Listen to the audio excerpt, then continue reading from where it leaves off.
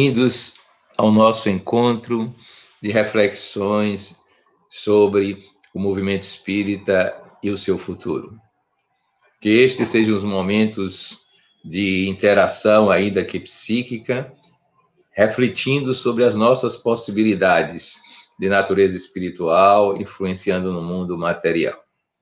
Hoje o nosso tema é bastante necessário para entendermos toda a problemática do mundo e trabalharmos em direção a um vir a ser que seja mais centrado no espírito. Nós vamos falar de questões políticas, de questões centradas na economia, de questões de organização social, e justificamos esta abordagem lembrando que o espiritismo, como paradigma, ele deve adentrar todas as áreas que o materialismo construiu em termos de pensamento, em termos de ação individual e em termos de ação coletiva. Se queremos ser um pensamento que tem uma ação no mundo de forma integral, paradigmática, não podemos jogar para debaixo do tapete os problemas que normalmente são polêmicos, são de mais difícil abordagem e merecem aprofundamentos e reflexões mais significativas. Então, essa é a nossa ideia ao trazer esse tema à baila nesse momento histórico que nós estamos vivendo. Mas logo de saída, precisamos lembrar que há alguns parâmetros para definirmos o modo de refletirmos a nossa sociedade. E esses parâmetros estão centrados nas ideias estruturantes espíritas. A primeira delas que chamamos a atenção, que é a fundamental, é evolucionismo. A segunda é palingênese. A terceira é interexistencialidade. Essas três variáveis não encontram respaldo no modo de pensar materialista. Mesmo quando dizemos evolucionismo, e alguns poderão lembrar do darwinismo, do lamarckismo, do spencerismo, do darwinismo social, esse tipo de pensamento está centrado na vida física, na vida material, e por isso mesmo chega a conclusões limitadas a este arcabouço de entendimento da realidade. Então, nós temos que pressupor em nossas reflexões sobre a sociedade esse aspecto. Vamos começar lembrando que a comunidade que se forma em qualquer lugar do mundo é uma comunidade interexistencial.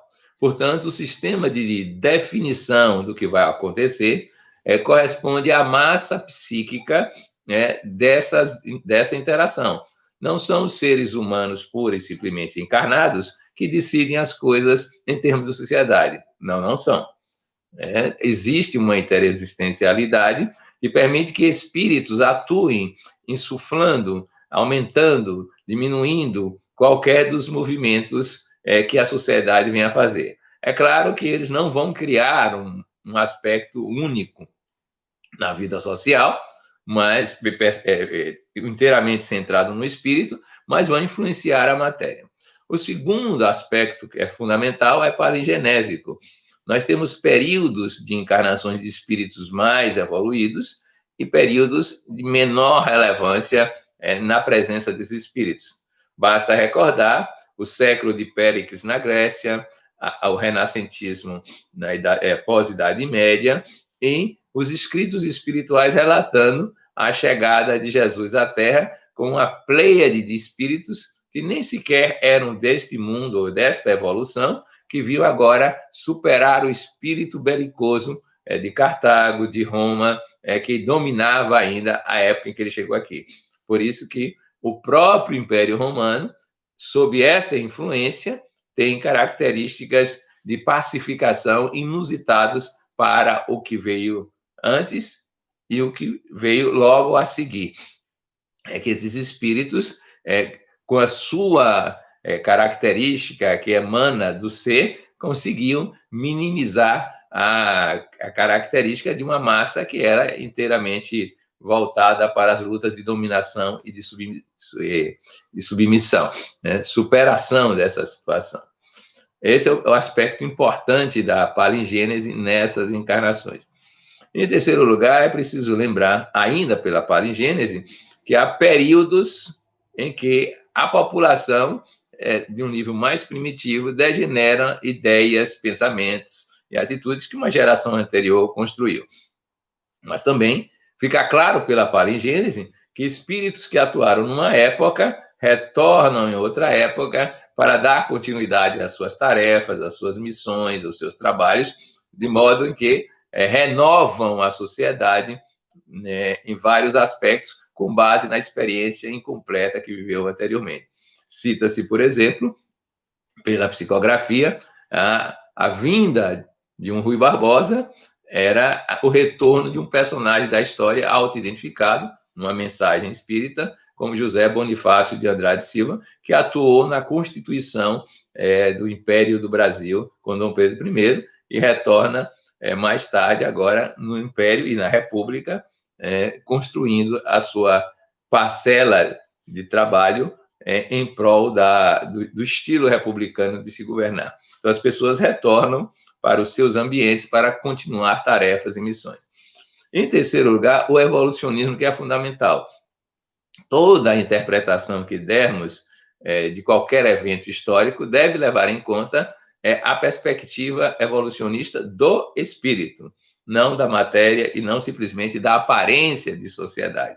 Isso equivale a dizer que, embora saibamos que originalmente as pessoas são espíritos iguais, elas estão em estágios diferentes de realidade existencial evolutiva.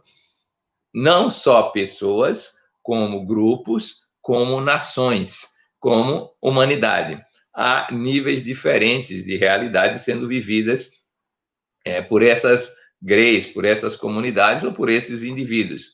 Por isso mesmo, nada que serve para um, necessariamente, deterministicamente, serve para outro povo. Nada que serve para um indivíduo vai servir para outro indivíduo, porque há uma zona proximal de aprendizagem, uma zona limite possível de incorporar ideais e vivenciá-los. É por isso que os ideais estão sempre à frente e, às vezes, são completamente diferentes de um povo para outro. Então, daí nascerem as vertentes econômicos, sociais, as mais variadas numa mesma época, mas aquela em que se aproxima de uma população em termos psíquicos é a que vigora.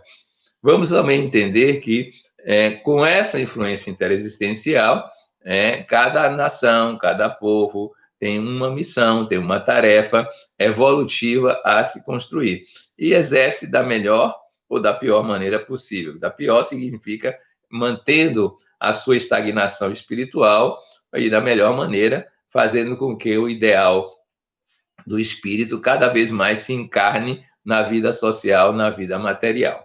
Então, esses parâmetros são fundamentais para que saiamos do maniqueísmo tradicional de isto é bom, isto é ruim, isto é certo, isto é errado. Não, nós vamos trabalhar sempre pensando em olhar a perspectiva evolutiva e os degraus desta evolução para usarmos de uma linguagem mais comum, que é uma linguagem de natureza analítica, né? Nós vamos fragmentar, porque é a forma atual evolutiva que nós trabalhamos. E vamos recordar também que, para a aprendizagem desse tipo de trabalho, nossas faculdades psíquicas são muito mais, e gnoseológicas, são muito mais vastas do que as faculdades da consciência de vigília, dos estados ditos racionais, que já foram contestados em larga escala desde o tempo de Blaise Pascal, depois passando por Jean-Jacques Rousseau e por aí vai. E muitos conceberam sistemas grandiosos como Leibniz e as suas mônadas para explicar a história, explicar a política. Nós temos Hegel, que colocou no espírito em si toda a movimentação do cosmos, inclusive da civilização, da história, por aí vai. Já tivemos todos esses sistemas. Podemos, então, nos perguntar agora qual é mesmo a contribuição que o espírita dá para a renovação social. Vamos chamar a atenção para um ponto lembrado por Allan Kardec.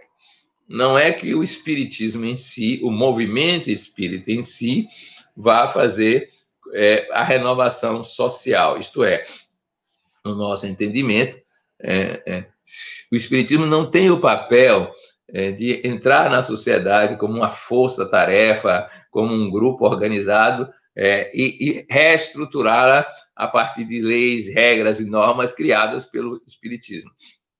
Não se trata disso. Trata-se, porém, de pensar que o Espiritismo, ao fecundar os seres humanos com ideias referendadas pela sua ciência, de que são espíritos e que tem todo um projeto evolucionista, e essas pessoas se dedicarem a este projeto evolucionista, elas próprias, em qualquer lugar que estiverem, irão remodelar as instituições. Portanto, já aí temos uma característica. Não pensamos em formar uma comunidade de espíritas e, de certa forma, nos associarmos aos poderes temporais para remodelarmos enquanto movimento estruturado. Não é esta a pretensão.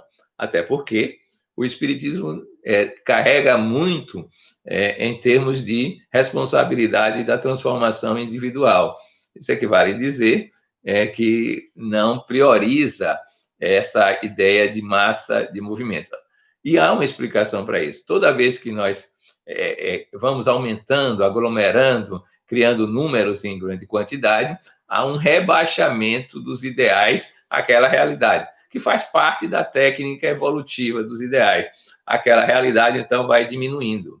E é claro que o que vai prevalecer é o consenso do subconsciente, que é a parte mais primária do ser, do psiquismo, na evolução, já que ele tem os ideais numa outra dimensão, ou num outro andar, como diria Calderaro, no superconsciente.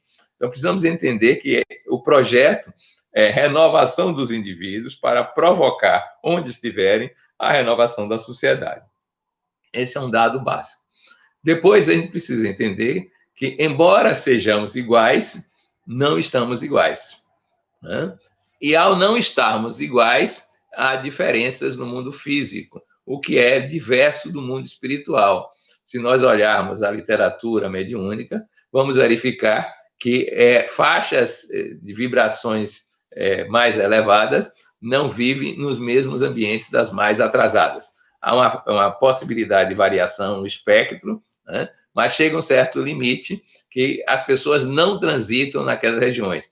Em suma, no mundo espiritual, a vibração do indivíduo é tão clara, tão nítida, tão autêntica, que permite que os afins se reúnam em espaços conscienciais, se é que podemos chamar assim, e vivam a sua vida de forma o mais agradável ou desagradável possível.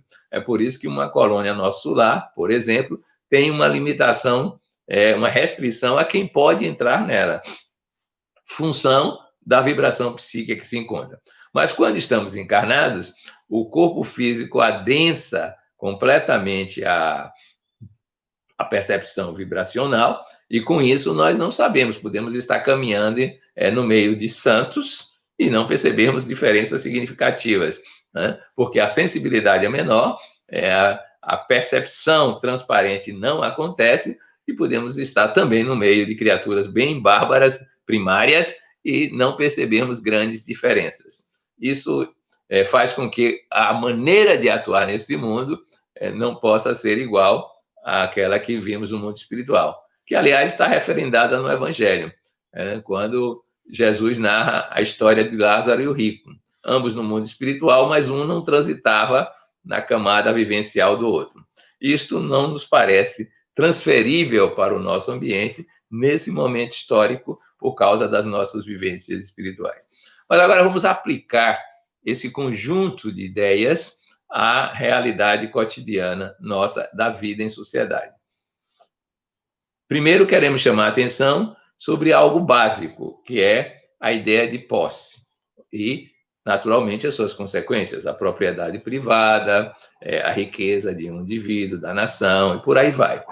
Ora, se olharmos a história, vamos, usando o conceito evolucionista, verificar que, em primeiro lugar, a ideia de posse não é inicial, não é original, das origens. No início, não se tinha nem consciência de posse.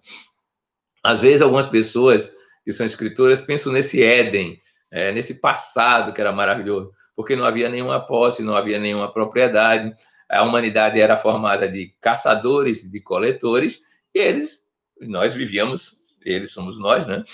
Vivíamos viajando pelas florestas, pelos rios, mas não possuíamos nada. Ali estava a natureza dada, como se diz, e cada um usufruía segundo as suas possibilidades.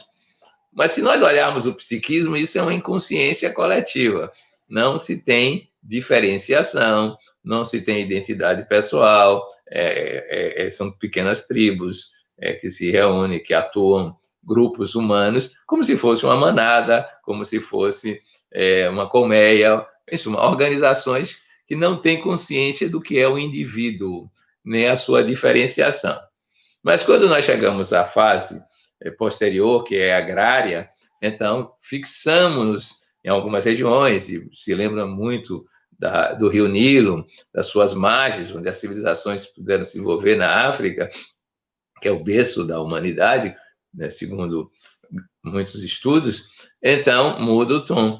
Aparece uma consciência individual, o desenvolvimento do psiquismo vai se elevando, e aparece a necessidade de posse e propriedade. Aí começa o nosso, digamos, estágio atual, que é a noção de que precisamos dominar a natureza, dominar o meio ambiente e usufruir dele do máximo que pudermos. Começa também uma dissociação entre indivíduo e natureza. Essa propriedade, então, agrária, depois a agropecuária, vai se formando, e, num princípio, a dominação faz com que o espírito de dominação, que é o instinto de conservação, de certa forma ampliado para a realidade externa, faz com que as pessoas delimitem espaços e submetam os outros ao seu domínio. Mas essa submissão, usualmente, só podia se dar pela força. Primeiro a força física, braçal, depois a força tecnológica das armas que eram criadas e que permitiam, então, a preservação. Ao fazermos isso na evolução, demos um passo na diferenciação do indivíduo, mas, em compensação, passamos a viver sobre a lógica da competição. Quem é o mais forte, o mais tecnologicamente preparado, passa a ser o dominador do mais fraco, do mais submisso àquela circunstância de vida. Então, vejam vocês que, para ser mais forte, seja lá como for, para criar armas tecnológicas, algo do desenvolvimento da pessoa vai acontecendo. O espírito está evoluindo, em que pese ser uma forma que hoje reputamos de primária, de certa forma, inicial. Mas aí entra o espírito empreendedor, né? E cada vez mais, aqueles que têm mais habilidades de empreendimento são capazes de gerar mais riqueza e terem mais propriedade. Só que isso vem mesclado com a outra ideia, que é a da exploração de quem não é capaz, a falta de cuidado com o outro, a alteridade, porque o egocentrismo é a fase da consciência existencial naquele momento da civilização do espírito.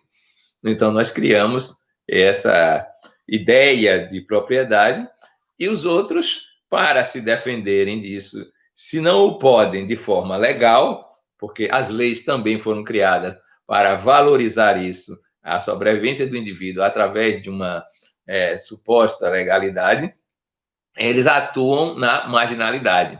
É por isso que nós dizemos que a propriedade é criada junto com a possibilidade do roubo, do furto. Porque se não existisse uma, não existiria o outro. Então, isso passa a ser uma espécie de defesa, o roubo e o furto, daqueles que não conseguem se inserir nesse mecanismo como tal. Por isso que nós dizemos que, evolutivamente, eles estão muito próximos um do outro, porque nascem juntos, é genética a sua existência.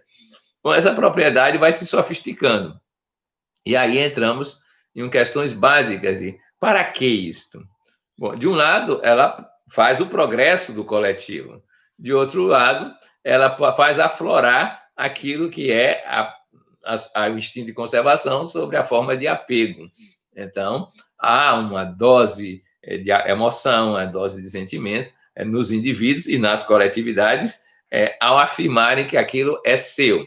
E tudo isso função de uma noção que é a vida é consciência corporal e é preciso ter cada vez mais para se satisfazer, para ter prazer. Nem sempre para usufruir fisicamente, mas até o prazer de ter mais é uma forma de autossatisfação. É assim que a propriedade se estrutura e cada vez mais permite a multiplicação de pessoas. Né? Esta é a fase que perdura até a atualidade, com algumas nuances, algumas variações. É nesse movimento de crescimento populacional de espíritos encarnados que então aparece a noção de Estado, né, e de riqueza da nação, como algo que extrapola a realidade cotidiana do indivíduo. E aí a gente vai verificar que o Estado nasce muito mais por uma evolução, não, de uma compreensão do modo ter, do que por qualquer realidade espiritual.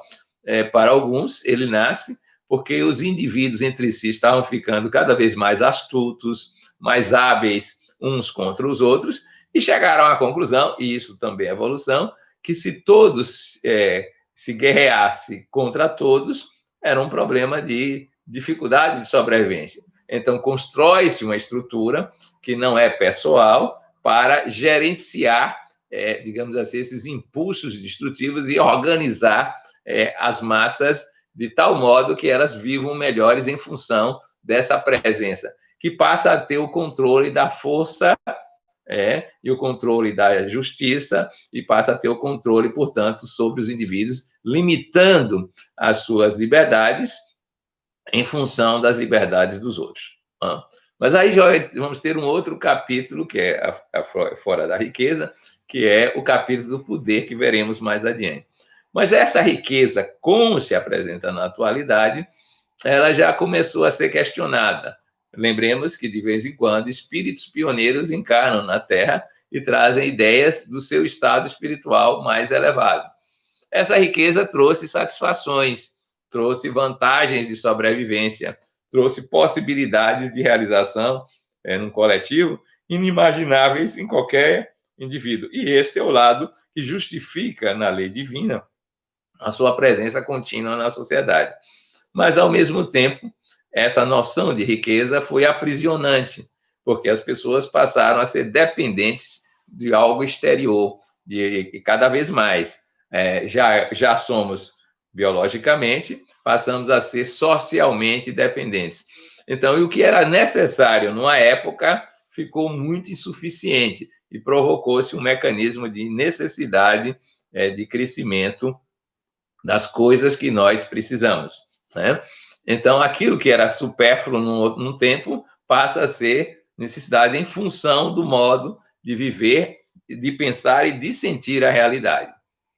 Bom, mas isso começa a ser criticado porque o desenvolvimento de alguns indivíduos, psíquico e espiritual, chega à conclusão que isso não é suficiente, não satisfaz a realidade interior, não lhe traz o que é a busca permanente da criatura, que é o estado de bem-estar ou estado de felicidade. Essa vivência pessoal que todos nós almejamos. E aí começa uma reflexão sobre isso. Tendo que seremos melhores, viveremos mais felizes, até que ponto isto é capaz de nos trazer segurança, bem-estar e alegria de viver? Ainda mais no mundo que se fez competitivo pela própria característica egocêntrica dos indivíduos que compartilham dessa vida. Né? Esse questionamento chega ao ponto de não validar o que se diz que é o mérito, no sentido de que as pessoas ganharam, viveram, a riqueza bem adquirida é por causa do mérito. Ele diz, mas que mérito é esse que permite-se viver sem pensar nos outros? Como pode haver felicidade enquanto uns estão no topo de uma pirâmide de riqueza e os outros estão na base, em situações extremamente diferentes? Não é desigualdade imensa. Essa é a grande questão que os pioneiros vão colocar. Além do mais, como a consciência de espírito agora é muito maior e a morte está a 2 passos de qualquer pessoa na história da humanidade, você pode morrer de várias formas, por acidente, por guerra, por doença, sei lá o que for. Então a pergunta é: vale a pena viver desta forma? E aparecem novas concepções. A riqueza é necessária, ainda, porque estamos num campo biológico e não temos consciência do potencial do espírito para lidar com esse corpo sem usufruir de bens materiais. Esse é um dado. Mas sabes, por esses espíritos pioneiros, que chegará o tempo que teremos condições alimentares, psíquicas, que teremos condições de usufruir diretamente da natureza, pelos nossos instrumentos de captação de necessidades, no caso, necessidades químicas, biológicas, e que isso vai sendo minimizado. E também se sabe que o domínio das leis psíquicas vão fazer com que tenhamos poderes pessoais, paranormais, que evitam uma série de problemas que custariam muito caro na sociedade comum. Então, em outras palavras, os indivíduos, enquanto espíritos, estão desabrochando para outras possibilidades. E o segundo ponto é: os indivíduos tomam consciência progressiva da sua imortalidade e começam a pensar em bens que sejam imortais. Daí a frase do Evangelho, atualizada, nos dizendo que era preciso ter tesouros que o ladrão não rouba, portanto, não são da ordem da propriedade, o ladrão não rouba, e a traça não corrói, portanto, não estão no espaço-tempo material. E a máxima lição nessa área da propriedade está no encontro de Jesus, que o Espiritismo tenta reviver enquanto padrão de evangelho para os nossos dias, quando o mancebo rico e Jesus discutem essa questão do como alcançar a vida eterna. E aí aparece, então, a frase de Jesus que é célebre, que era preciso renunciar aos bens materiais, né, e segui-lo. Né?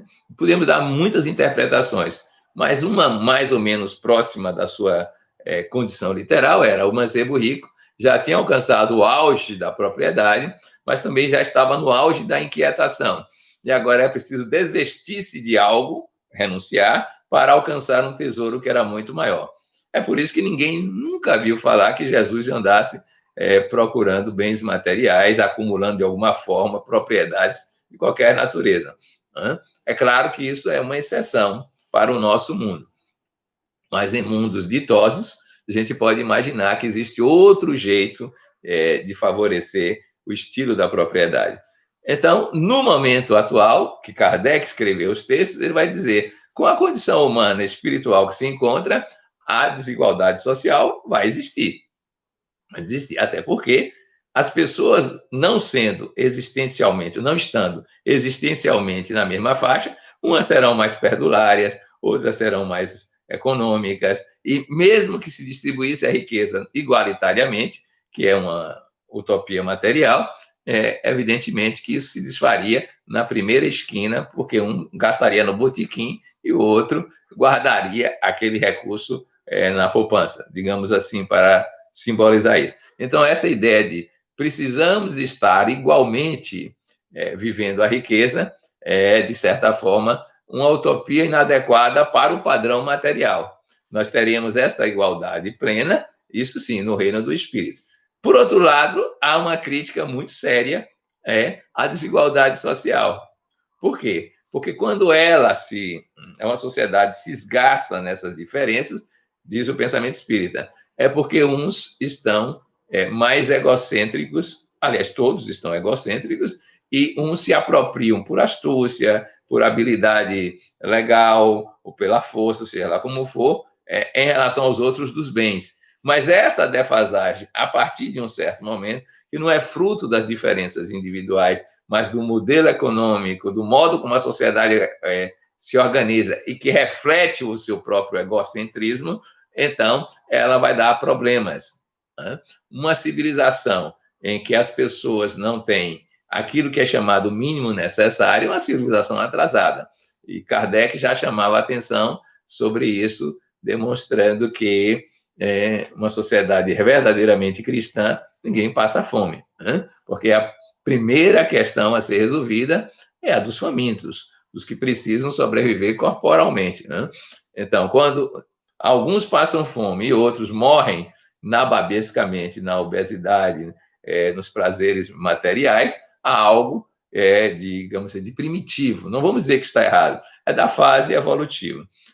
Por isso mesmo que a nossa discussão em relação à riqueza não pode ser limitada aos modelos de Adam Smith, de John Maynard Keynes, ou Keynes, como alguns chamam, de Ricardo, que trabalharam na economia materialista, nem mesmo de Marx. Nós temos que propor algo diferenciado nessa história evolutiva.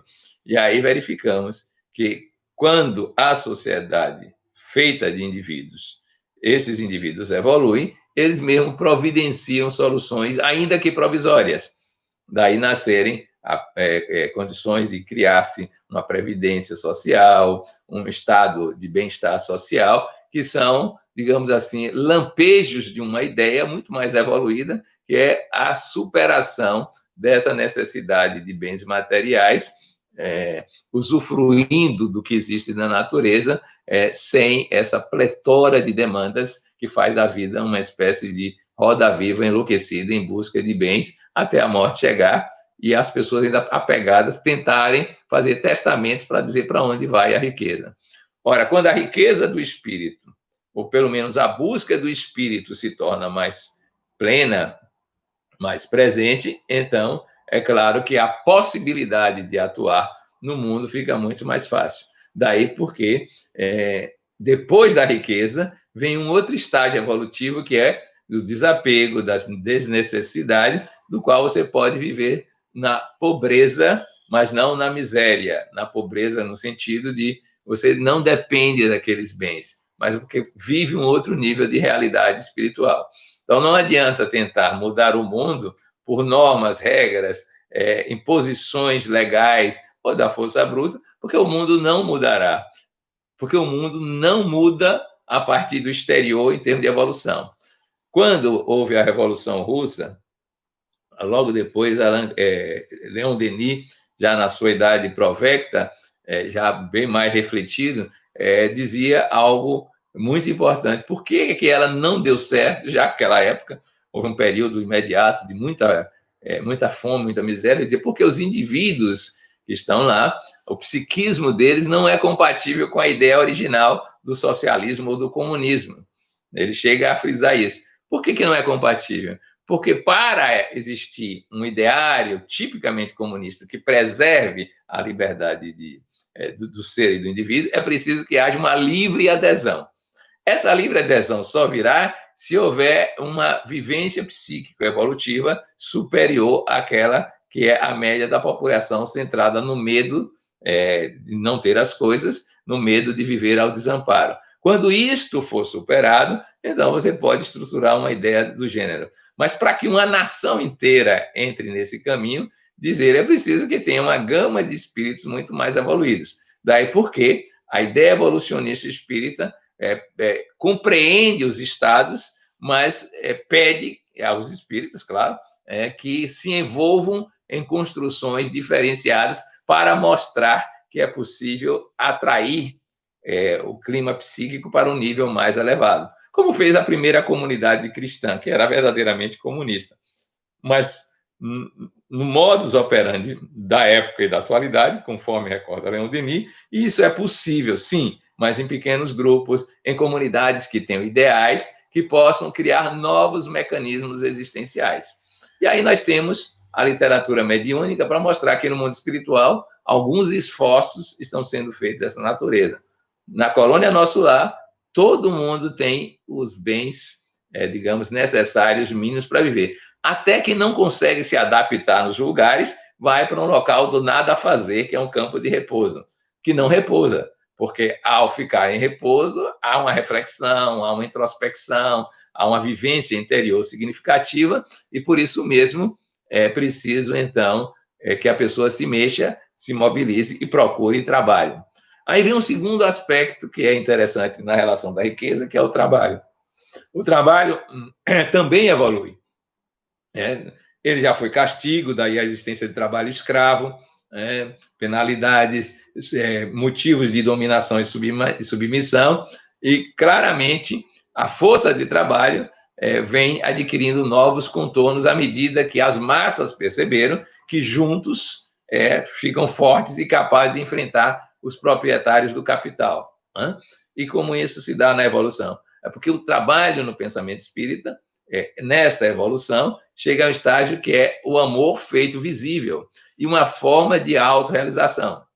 Trazendo de volta as ideias de nosso lar, lá está explícito que as horas são contadas, mas o carisma, a aptidão, a aprendizagem verdadeira é do indivíduo. Você pode trabalhar as mesmas horas e ter aprendizagens diferentes, mas o trabalho tem outro valor, é algo que é fundamental para a autoconstrução. Então, no pensamento espírita, se fôssemos atuar em termos de comunidade por inteiro, já diríamos que no estágio que nós apregoamos de amorosidade, de caridade, de benevolência para com todos, já deveríamos estar pensando no pleno emprego.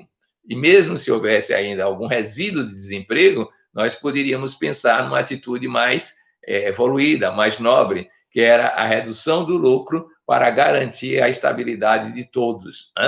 Mas, insisto, quanto mais a gente usar isto como força bruta, como atuação estatal pura e simples, sem consonância com as pessoas, o que vai acontecer é, primeiro, a não sustentabilidade do regime por falta de possibilidades de recursos, ou, por outro lado, a acomodação daqueles que, espíritos primitivos que são, pensam que o trabalho é castigo e, uma vez garantida a sua sobrevivência, eles não farão nenhum esforço. Por isso que essa ideia de economia e de trabalho imbricadas são muito dinâmicas e temos que olhar a hierarquização possível. Bom, desta forma, então, a nossa contribuição espírita para evoluir, para mudar de degrau, significa transformar qualquer que seja o nosso trabalho, onde estivermos, como estivermos, em um trabalho que é a expressão do amor que se espraia para aquela região. Aí a dedicação, aí a vivência se transforma em algo diferente. Por outro lado, sairemos daquela luta tradicional entre patrão e empregados, entre capital e trabalho, porque isso é fruto do estilo competitivo materialista que trazemos arraigados em função da vida psíquica predadora que foi na selva. Então, nós lutamos dessa forma. Quando nós lemos O Homem de Bem, a mensagem do Evangelho segundo o Espiritismo, vamos encontrar ali lições muito significativas sobre o comportamento de quem está historicamente ou socialmente na subalternidade e quem está no comando. Ambos estão em, digamos, experimentos evolutivos, cada um com uma missão diferente.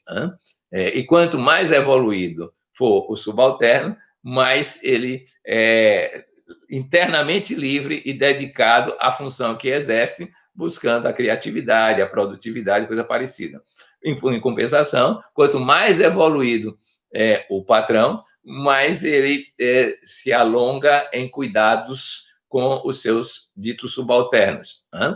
Se ele está numa posição tal de topo de pirâmide econômico-social, ele não pode ascender sem garantir a ascensão de todos, sem o que ele não vai construir os bens eternos para a sua própria vida, que não estão nos bens materiais. Então, vocês vejam que essas ideias evolucionistas contribuem significativamente para modificar o padrão, se o quisermos, da sociedade como um todo, encarando essas possibilidades novas. É claro que esses ideais não chegam de vez.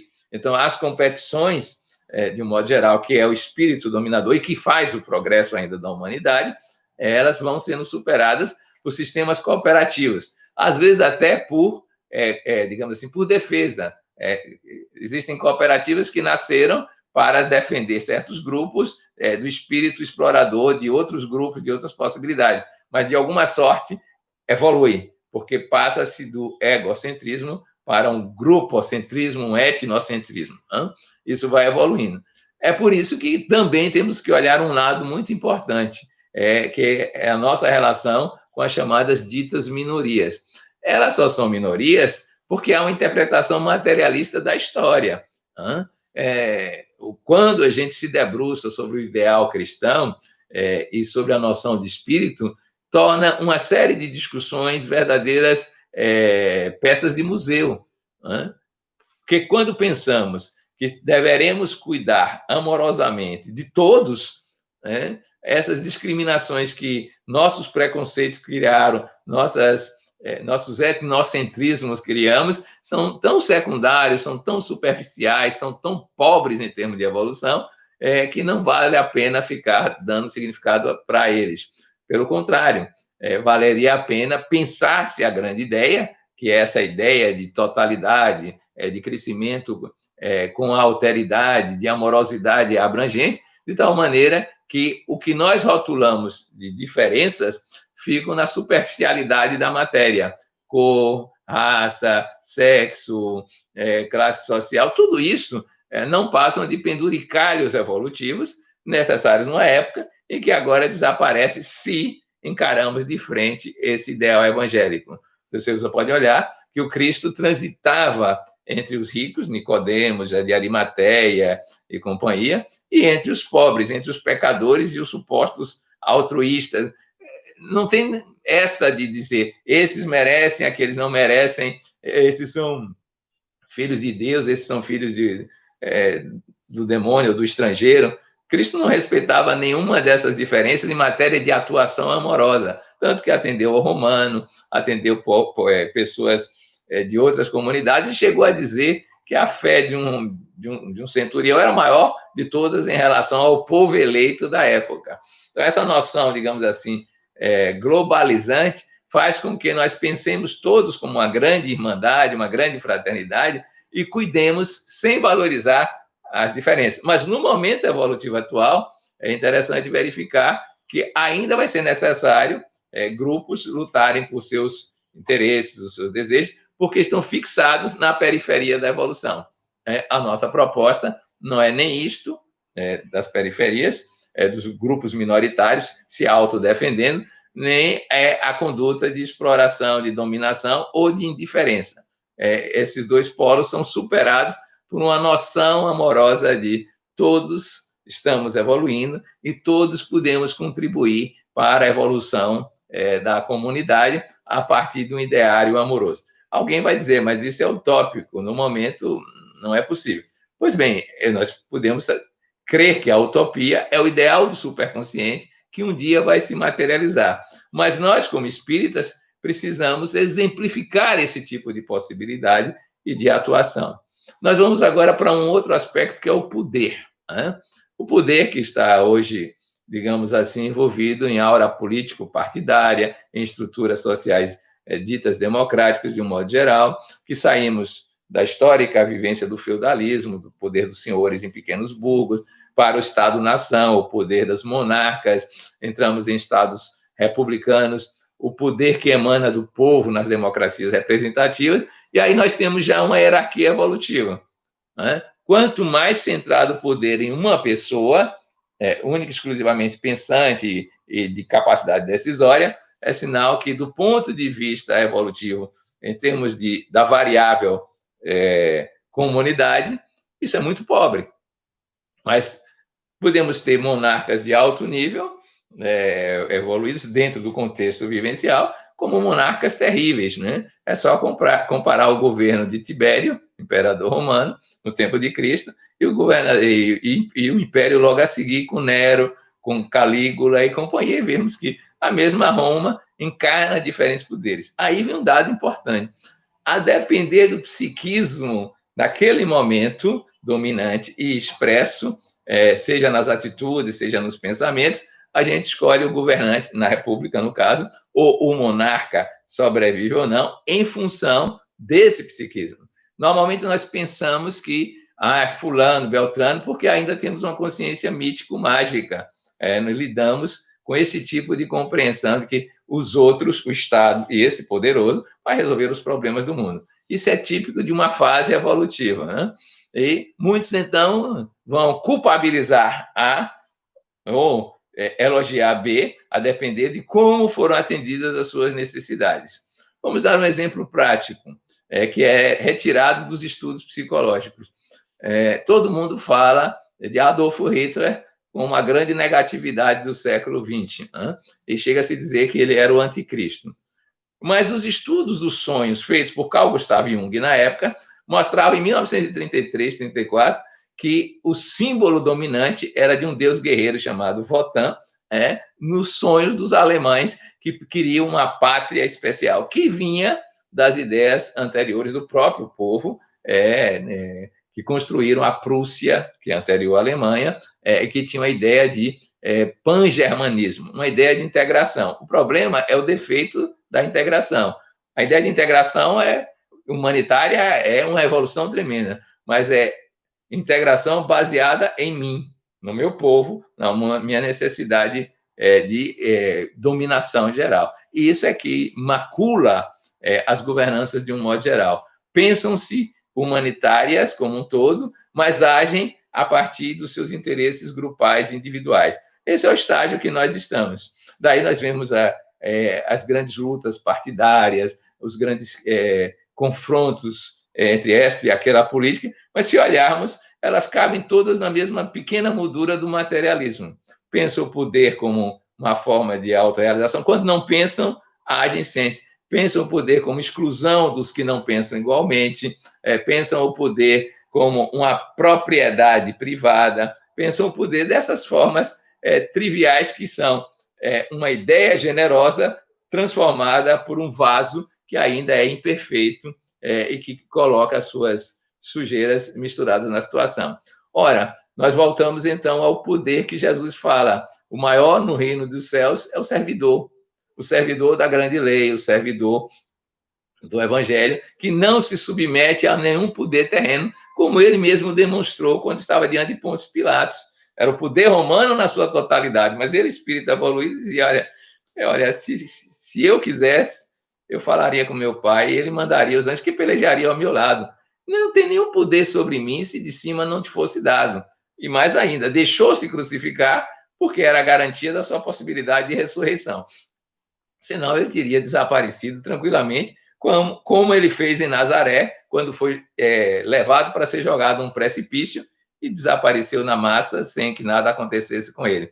Então, verifiquem que este poder que existe é o poder tipicamente efêmero, temporal, transitório, e que muitos de nós nos apaixonamos por ele, defender, não é só aquela ideia, porque essa é a nossa sintonia evolutiva. Mas o Espiritismo mostra que há um outro nicho de possibilidade, e em Obras Póstumas já há um aceno para isso, quando Allan Kardec escreve sobre aristocracia e intelecto moral.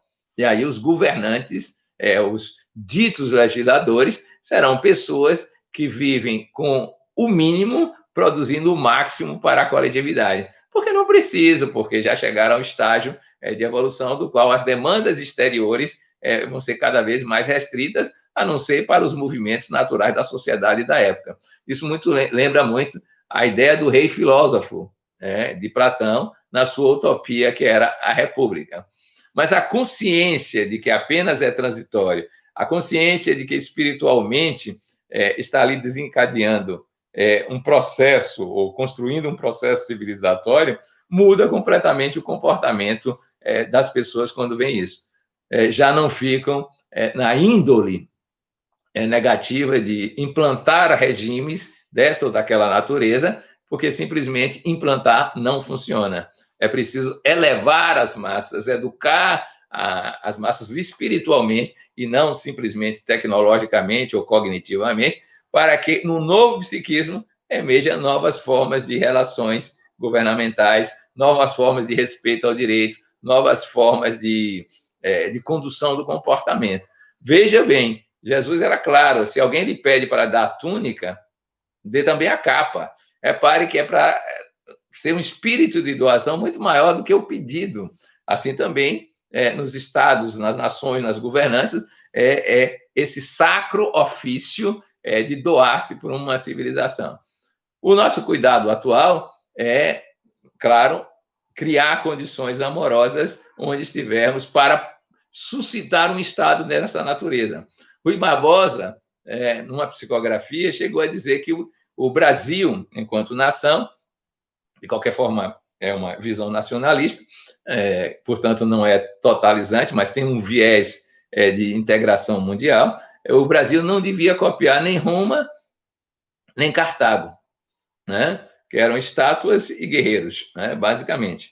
Né? Nem Atenas, nem Esparta. O Brasil tinha uma destinação, eu acho que ainda tem, de construir uma civilização diferenciada. Então, nem isso, nem aquilo. E eu lembro o Rui Barbosa, porque ele, como o famoso Águia de Aia, sabia de sair da situação, ou isto ou aquilo. Quando ele esteve em Haia, disse que, perto de terminar a conferência, perguntaram, pura e simplesmente por uma questão de deferência, se ele queria retificar o documento ou ratificava. E ele foi claro, nem retificar, nem ratificar, substituir. Eu acho que esse é o papel do pensamento espírita. Nem retificar isto ou aquilo, nem ratificar o que está posto, mas substituir isso por uma nova dinâmica evolutiva. Vocês vão dizer, mas isso é utópico. Insisto, nenhuma realização no mundo foi grandiosa se uma utopia não a guiasse.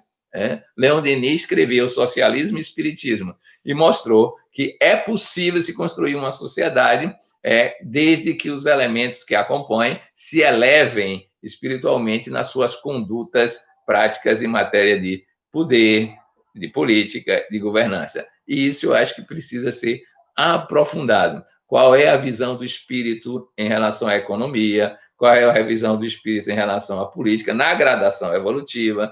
Como é que se organizam as instituições para que a gente possa sair desse estágio evolutivo que nos encontramos, que por mais brilhante que seja, ainda é de mundo primário, muito pouco evoluído. Daí as estatísticas de homicídios, de suicídios, de morte por abandono, por fome, tudo isso é fruto de um estágio primário de evolução. E a gente conseguir, então, construir o reino dos céus, que é interior, expresso agora no mundo exterior. Desta forma, nós abrimos caminho para as nossas reflexões sobre o papel do movimento espírita nas diferentes áreas de atuação social.